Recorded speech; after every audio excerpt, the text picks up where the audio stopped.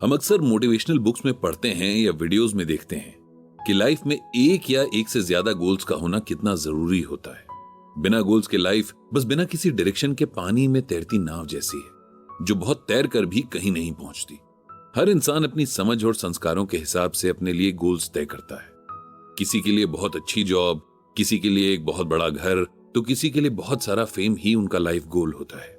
किसी के लिए मन का सुकून और शांति की तलाश ही लाइफ गोल होता है। गोल कैसा है उसी पर हमारी जर्नी डिपेंड करती है, और लाइफ का गोल हम कब सेट करते हैं ये भी हर किसी के लिए अलग अलग होता है। कोई बचपन से ही उसे अपने लिए क्या चाहिए ये तय करके रखता है, तो किसी की पूरी लाइफ निकल जाती है, लेकिन उसे ये समझ नहीं आता कि उसे जिंदगी से क्या चाहिए। बृजभूषण जी और पंडित जी ने बहुत पहले श्रीमद् भगवत गीता के अकॉर्डिंग जीने को अपना गोल बना लिया था, लेकिन जब तक उन्हें गीता ज्ञान की समझ नहीं थी तब तक उन्होंने भी बहुत गोल सेट किए और उन्हें बदलते रहे।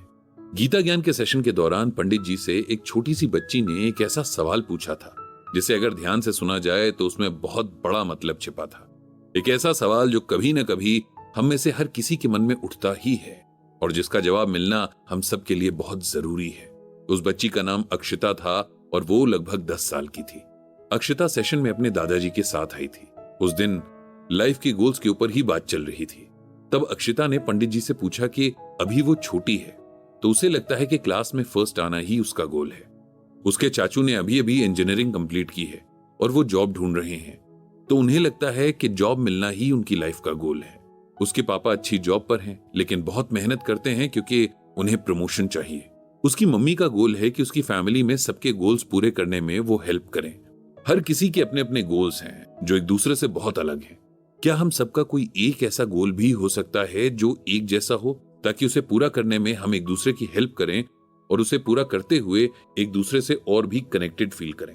पंडित जी ने सबसे पहले तो इस सवाल के लिए अक्षिता को बहुत अप्रिशिएट किया। इतने छोटे बच्चे में ऐसी समझ और ऑब्जर्वेशन का होना बहुत अच्छी बात थी। फिर उन्होंने अक्षिता के सवाल का जवाब उसी से कुछ और सवाल करके दिया। पंडित जी ने कहा कि सबसे पहले आपसे ही शुरू करते हैं। आपने बताया कि आपका फिलहाल जो गोल है वो अपनी क्लास में फर्स्ट आना है। अब आप ये बताइए कि आप फर्स्ट क्यों आना चाहती हैं?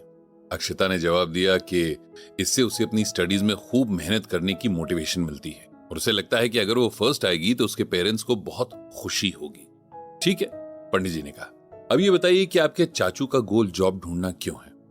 अक्षिता ने जवाब दिया कि जॉब मिलने से मेरे चाचू सेल्फ डिपेंडेंट हो जाएंगे और वो खुद पर जैसे चाहें वैसे खर्च कर पाएंगे। इससे उन्हें बहुत खुशी मिलेगी। ओके, बहुत बढ़िया। अब ये बताइए कि आपके फादर का गोल उनका जॉब प्रमोशन क्यों है?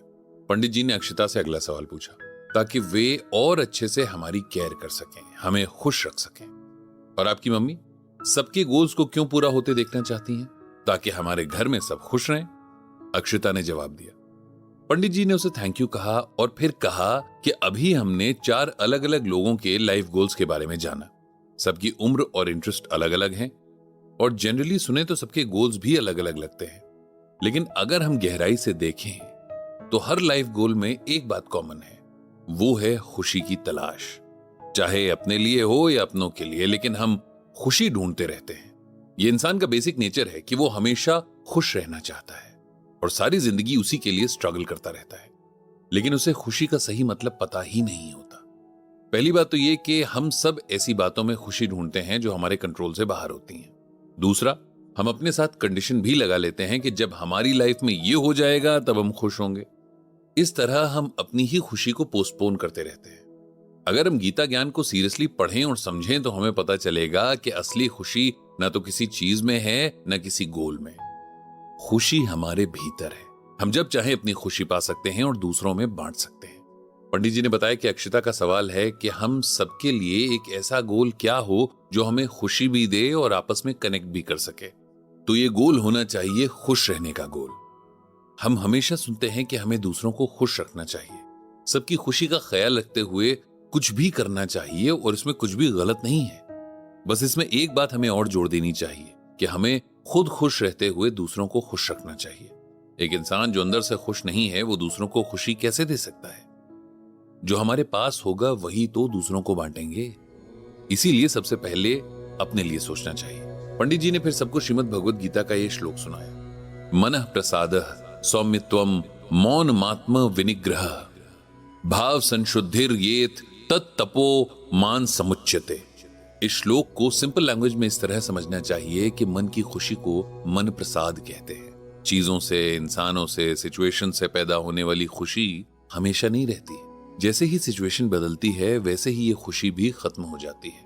यदि इंसान इन चीजों से अपना मोह खत्म कर ले और भगवान की भक्ति में मन लगाए तो उसकी खुशी कभी भी खत्म नहीं होगी। पंडित जी ने कहा कि इसे ऐसे समझना चाहिए कि हम सबको अपने मन को शांत रखते हुए अपनी इच्छाओं को अपने कंट्रोल में रखना चाहिए। जितना हम इनके पीछे भागेंगे उतना ही दुखी रहेंगे। इंसान जिंदगी भर इच्छाओं के पीछे भागता रहता है। जिंदगी में कुछ इच्छाएं तो पूरी हो जाती हैं लेकिन ज्यादातर अधूरी ही रह जाती हैं। जब इंसान की कोई इच्छा पूरी हो जाती है तो वो खुश हो जाता है, उसे खुद पर घमंड हो जाता है, उसे लगता है कि सब उसने किया है और वो आगे भी कुछ भी कर सकता है। वहीं जब इच्छा पूरी नहीं हो पाती तब वो कभी भगवान को तो कभी अपनी किस्मत को दोष देने लगता है। पंडित जी ने आगे कहा कि श्रीमद् भगवत गीता हमें अपने मन और अपनी इच्छाओं पर कंट्रोल करना सिखाती है। अगर एक बार हम ये सीख जाएं तो हमारे लिए लाइफ बहुत इजी हो जाती है। हमें समझ आने लगता है कि हमारे लिए क्या जरूरी है और क्या नहीं। जब अपनी प्रायोरिटी सेट हो जाएंगी तब हम उन्हें आसानी से पूरा कर सकते हैं। इसके बाद पंडित जी ने भगवान श्री कृष्ण से सबको सद्बुद्धि देने की प्रार्थना की।